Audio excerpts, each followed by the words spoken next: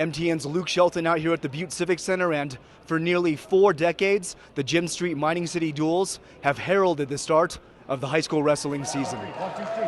I mean, it's our crown jewel, it's the most exciting thing of the year. Wrestling, it's a tough sport, and being in our hometown in front of our home crowd, there's nothing like it. Started in 1988 by Coach Jim Street, it made perfect sense for Butte to host a major meet that included all of the AA programs. Back then, Street and the Bulldogs were in the midst of building a wrestling dynasty as they claimed 13 straight championships between 1980 and 1992. But it wasn't until after he had retired that his name was attached to the event. It was a nice thing for the people in Butte to ask the school board, I guess is what they did, if they'd rename it.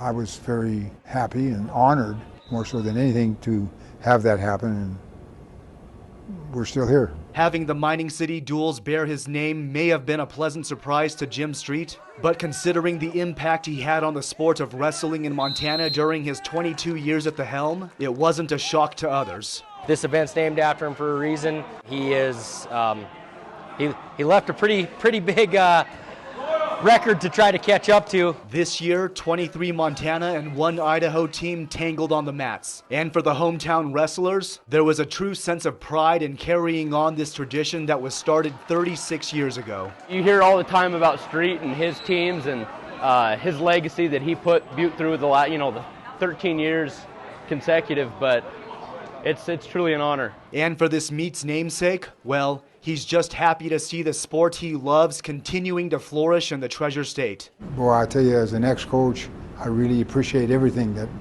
everybody has done for the sport of wrestling here and continue to do. And for full championship results, visit montanasports.com. In Butte, Luke Shelton, MTN Sports.